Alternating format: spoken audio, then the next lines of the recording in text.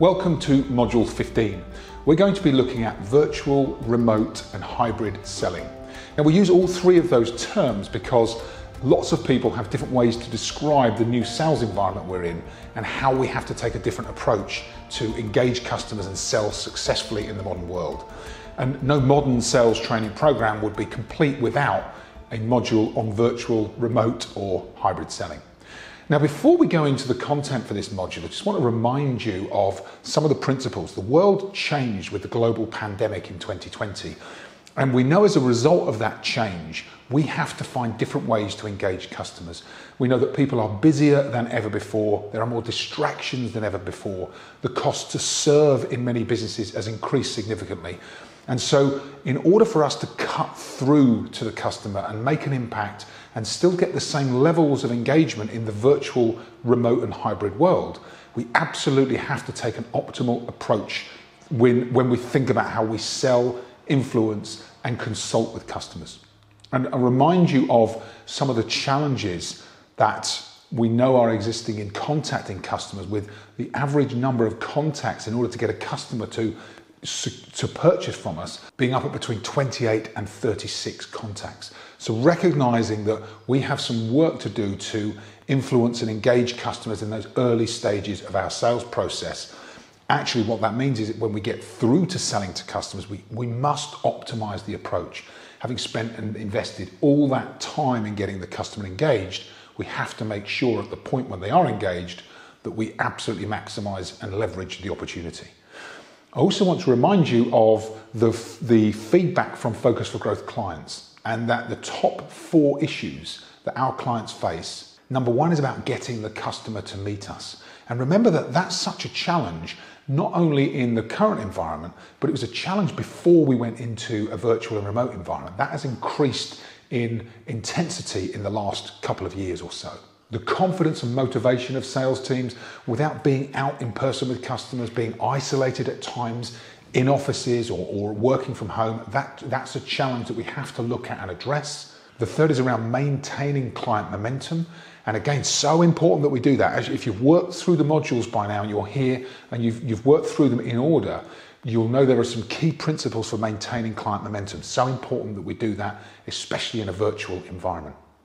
And then finally, the 4th key challenge with sales teams is this topic, managing remote selling. So we're going to talk through some key principles that are going to be really useful for you as you think about your remote selling approach. Now, before we go into the tips and principles for remote selling, I'm going to cover 3 hybrid selling considerations. So before we start to build our plans with customers and engage on our territories, we need to just think about 3 key considerations. The first is to think about how you engage your customers and consider which of those client meetings will be in person versus online. There are lots of things to assess here. So the first is to consider which are your priority customers. And you will likely want your priority customers to have a series of in-person meetings. Second is to think about where are you in the sales process? Which of those meetings in the sales process in engaging and influencing and getting your customer to buy, which of those key stages in the process would you want that to be an in-person meeting? One of the things that we talk about with our clients is early in the cycle, because we want to establish those relationships, establish that momentum. And then we talk about late in the cycle.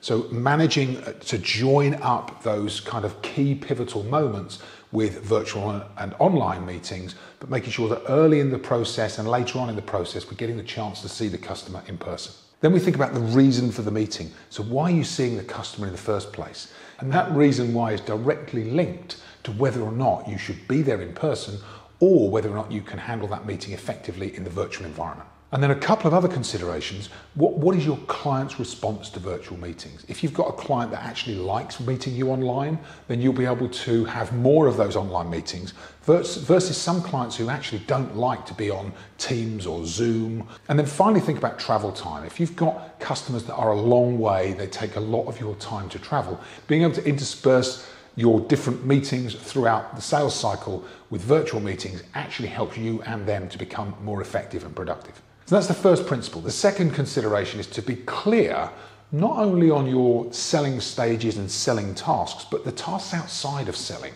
Because when you work in organizations, as a salesperson, there are always lots of other priorities. There are lots of other tasks that you have to complete alongside selling. And understanding what are those other tasks and how do you manage them effectively alongside selling is a big part of working out whether you're seeing customers in person or online. So, something we do for improving productivity, write out the list of all of the tasks that you're doing alongside selling, all of the things that you're asked to do by your organization outside of your core sales role. Instead of just writing out that list and leaving it, then start to rank them in priority order. Move the list around, sort it in priority. Once you have the priorities listed, then we ask you to start to schedule the key priorities. Schedule time for those key tasks that you know are coming. Then we ask you to create a weekly schedule. Just look at your diary 1 week at a time, schedule the tasks in priority order and into blocks of time when you know you have capacity outside of your selling time. And then complete those tasks in order. So once you have ranked and prioritized your tasks, make sure that the number 1 task is completed first. The number 2 task is then completed after the number 1 task, and so on. And as obvious as that sounds, very often we find ourselves tripped up at the last minute by tasks that are actually regular and should be scheduled in our diaries. So that will help you to maximize your efficiency and productivity. And then the third principle we talk about is to map out your cycle of client meetings, tasks, and interactions. And we advise you to time block your diary. Start to create blocks of time in the week for selling, blocks of time in the week for prospecting, blocks of time in the week for administrative sales tasks. And as you start to get clearer on your diary and the commitments that you've laid out, actually you gain a much better sense of control. And then when you're talking to customers, you're also more organized in when you can see them and how you can start to flex your diary with your priorities as well as the customer's priorities. And we invite our clients to get into a monthly rhythm, a monthly cycle, so that instead of just mapping out your week, you actually start to look a month in advance. And it doesn't mean that month can't change, or any week can't change, or any day can't change. But once you've got that mapped out into a monthly cycle, you know when reporting's coming, you know when you're being asked for requests, you know when all of the different administrative tasks have to be done. If you're then moving one of those tasks to accommodate a customer, then actually you can just move that from one place to another rather than feeling as if you're constantly in reaction. Having that plan for the month really does help you to see a long-term view, and it becomes much more effective in the way that you manage your time and your customers' time. And then the final point is just be open to reviewing it, amending it, and flexing as you need to. But in terms of principles, before we go into hybrid and virtual selling, managing a territory, managing our business, it's really important that we manage ourselves and our time so that we have the optimal approach when we think about engaging customers. So these 3 principles, I invite you to talk to your accountability partner or talk to a mentor, talk to someone else on the program, just have a conversation about how these 3 considerations, these 3 principles work for you. So take some time outside of today, make a note to yourself to do that. So now let's look at the top 12 principles for hybrid, virtual, and remote selling. As we look at our 12 principles, we see we've got a consideration of those principles that are setting up and preparing for virtual meetings. Then we have some that are skill-based. The first 7 principles about how we set up for virtual meetings, how we prepare ourselves. The next 4 are around the skills we need to develop to handle those virtual meetings. And then the final principle is, again, setup and preparation action that we can take. Let's go into the first principle. The first principle is completely core to this program. It's about remembering and following our proven sales process. And you will know by now, if you're this far into the modules, we have 2 key frameworks that we're using. The Prepare To framework for planning effective key account management. And then we have our Inspire sales process, including rapport and relationships. So know and follow that process. That's principle number 1. So much more important in the virtual meeting than it is in the in-person meeting. Important in both, but actually really critical online. Remember that because we're in the virtual environment, the sales process doesn't change. In fact, it's more important than ever. Principle number 2 is about how we set up our professional environment. So very often when people come on camera in online meetings, they haven't set themselves up effectively. And you'll see that people will be on phones, they'll be on laptops, on tablets. And the angle at which the camera captures their view can be really distracting. So there's a couple of example images here where you can see on one hand, the camera angle is completely off. It's from below the viewer, below me in this instance. You can also see that I'm not dressed for work. So I've got a t-shirt and a jumper on. And this, what the comments here are saying is this what the customer's thinking in this instance? Are they thinking, is he dressed for work? Are they thinking, where's he looking? Because he's not looking at the screen. And actually they can see right up my nose. On the other hand, the camera angle might be either from the top or from the side. And then they're wondering about the background. What's in the box? Is my hair thinning? And you're distracting the customer with either the background or the angle that the camera's set at. So we want to think about different perspectives as we set up for our meeting. We want to think about the angle of the camera. We want to think about the lighting so that we've got balanced lighting. We're not casting a shadow in one direction or another. We want to think about the background so it's not distracting. It can either be plain or it can be something that's complementary, but we don't want to distract with our background. We want to think about where our attention is. Are we looking towards the other person or away from them? We want to think about our posture. And very often if we're sitting in a virtual meeting, actually our energy is lower. So finding a way to either manage your energy or stand if you can. I have a standing desk when I run my virtual meetings. It just helps me manage my energy and my engagement with customers. Then we can think about what impression this creates. So here's a contrast. When I run virtual meetings, I tend to be at a standing desk. You'll notice in this image, even though it's an image, that the angle is horizontal, that the lighting is balanced. There's no shadow being cast one way or another. The background's complementary. It's a promotional banner, but it's not distracting the eye or distracting the customer. My attention is towards the camera. The posture is standing, and I'm intentional about the energy and the engagement that I create. And ultimately, it's about being ready to do business with your customer. Principle number 3 is about being early, being practiced and prepared for the meeting. So here's 5 practical ideas of things that you can do straight away. The first is make sure that you've spent some time learning the platform. If you're on Zoom or if you're on Teams or if you're on WebEx or any other platform, just make sure you know how the platform works. The second is to host a practice meeting.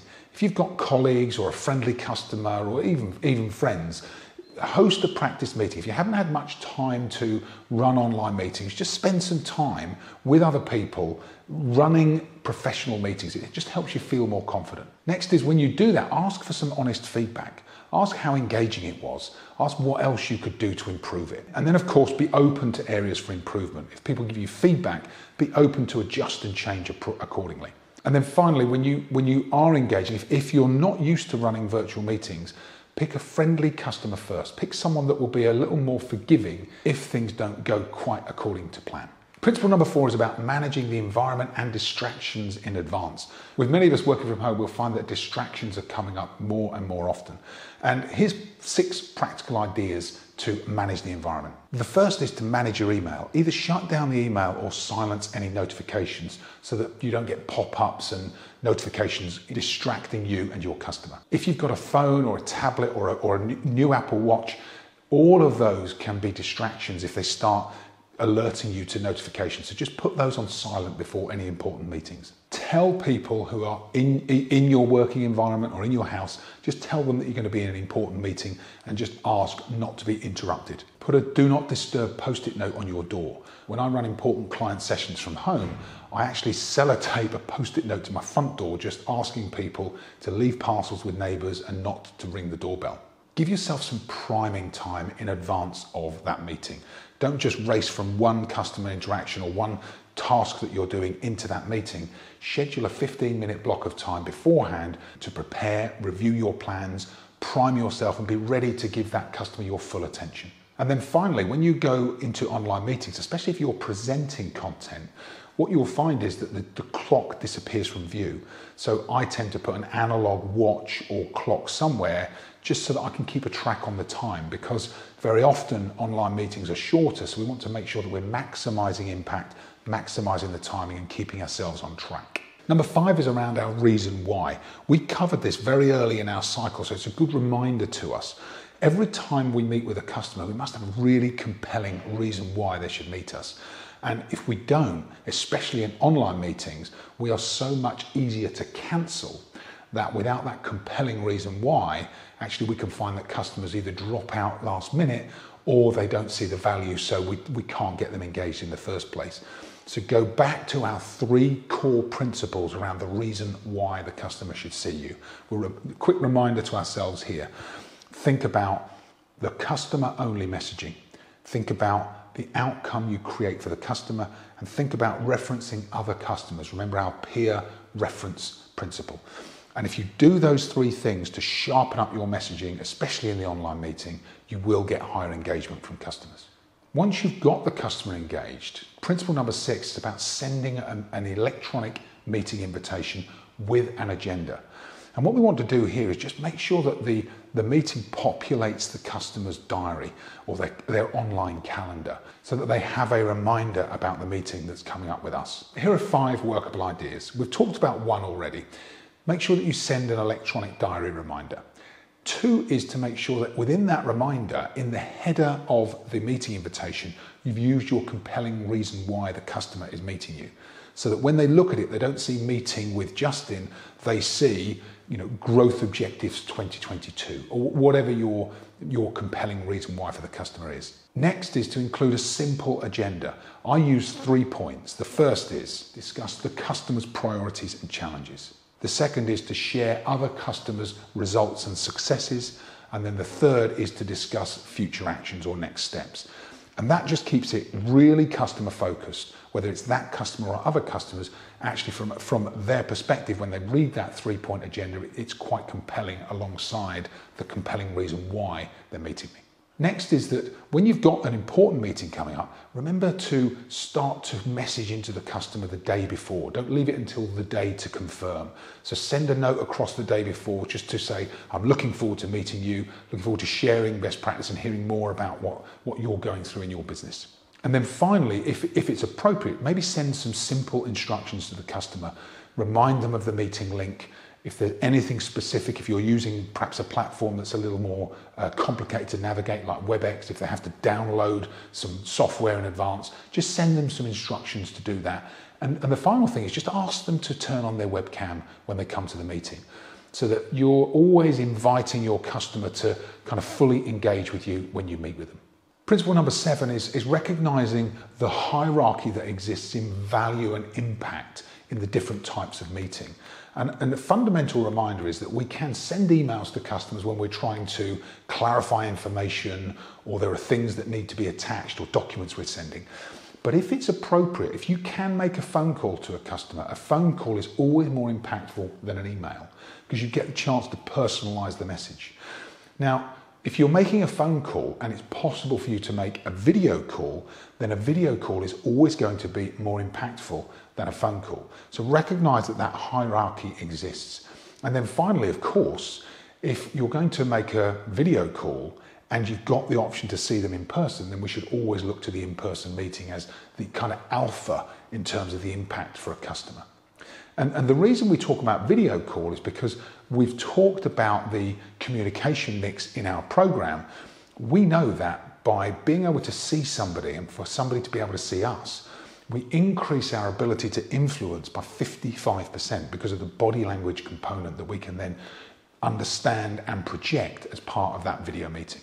Principle number 8 is about how we conduct ourselves in the meeting and where our attention is.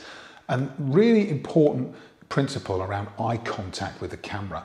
You will see so many people in video meetings where they're looking at the screen and the screen is not aligned with where the camera is. So what we want to do is really think about eye contact with customers, and it's really important. The reason that eye contact is so important is because actually focusing our eyes on a single point helps us to concentrate. It helps us feel more confident and authoritative, both for us and for the customer.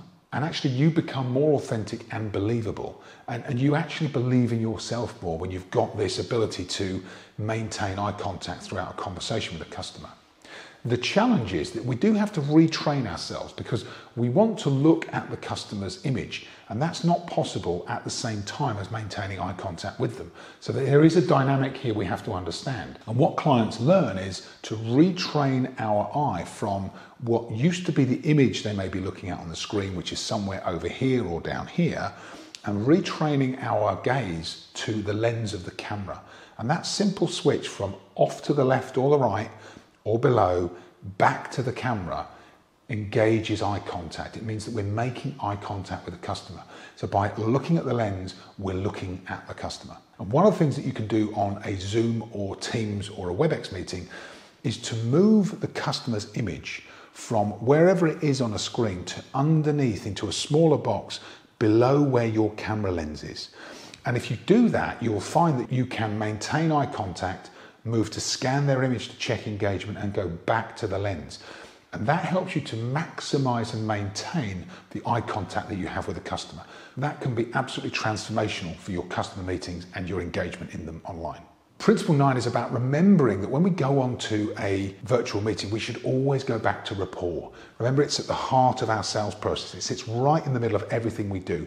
So we must remember rapport every single time. Don't jump straight into a virtual meeting and straight onto business. Let's get the rapport in place, reconnect with the person before we start the process. Remember how important that is as part of our sales process. It's a fundamental principle. Consider that rapport is the lubricant that keeps the sales system operating smoothly and easily. Principle number 10 is about listening and remembering how important speaking into the microphone is. We've already talked in our program about the challenges with listening, so we won't go back over those again. We know that listening is hard enough. So remember to use your focused listening towards the other person, and think about your repeating and paraphrasing. But when you're repeating and paraphrasing in an online meeting, you'll notice there's a slight lag which causes an overlap. So what we have to do is create some space, maybe a couple of seconds after we've spoken, or a couple of seconds after someone else has spoken. And if we start to just introduce that space, those short pauses, you'll find that you no longer overlap the other person. And if you remember to plan your summary at the end of the conversation so that you can then reinforce to your customer that you've heard what they've said, you've understood their needs, and you are summarizing so that you both agree where you've got to. Finally, whatever device you're using, make sure you know where the microphone is so that you're speaking into the mic so the customer hears you clearly at all times. There's nothing worse than having a muffled call or having to ask someone to repeat themselves on a call. Actually, if we just set ourselves up in advance, this can be really valuable for the customer. Then tip number 11 takes us right back to the principle around maintaining momentum throughout our sales process. And what we want to do is make sure that in advance of our meeting, we are thinking about maintaining control of the sales process. Remember our principle around the 2 seats of a car. So here are 5 things that you can do that are a reminder to you about maintaining momentum. The first is to summarize key points at the end of your discussion. Make sure that you check with the customer that you've completed everything, that they have the same understanding that you do. And then beyond key points, we then want to clarify key actions, ours and the customers, with timing, and get commitment for making sure that those actions will be completed on time. Then we want to ask for feedback on the meeting. How have they found it? What's the experience been like online? We want to check for other stakeholders. Who else is involved in the decision making? Who else should we be talking to make sure that they're either informed or supportive? And then finally, we want to schedule the next meeting now, in our current meeting. Because if we don't schedule that now, we know that we will likely be chasing the customer for future dates. So let's get that commitment here and now while they're in hot cognition. Principle number 12 is an acceleration principle. It's about how we can mix the virtual world with the real world. That involves sending the customer something physical in advance of the meeting. Here are some practical principles on how to manage that. The first is to decide on the physical product or the sample or the asset that you're going to send. Ask the customer for the best address or department to send it to. Send it to arrive the day before your meeting. You don't want to risk it not being there and lessen the impact. Send some preparation instructions or even record a short video, which is a bit of a favorite of mine. And then remember to demonstrate the product or the sample or whatever it is that you've sent the customer at the right stage of selling. Don't do it at the start. Don't be drawn into pitching right at the start. Remember, open it up, open the conversation, rapport, insight, needs. Then we demonstrate the solution stage of our sales process. And then finally, ask the right follow-up questions. How would this help you? What impact would it make? Which customers would you try it on? So we're really thinking about follow-up and commitment from the customer. So that concludes our top 12 principles for virtual, hybrid, and remote selling. I'd invite you now to spend some time just going back through the 12 principles. Think about where you might need to make improvements or changes to the way that you're managing your virtual meetings. Share this with your accountability partner or a mentor, or if you'd like to, your manager, and just start to think about how you adopt best practice as part of your virtual, hybrid and remote selling approach. And when you combine this with the rest of the program content, you'll find it has an incredible impact on your ability to engage your customers. So finally, bring your thoughts and considerations to our next Sales Mastermind workshop, and I will see you on our final module, Module 16.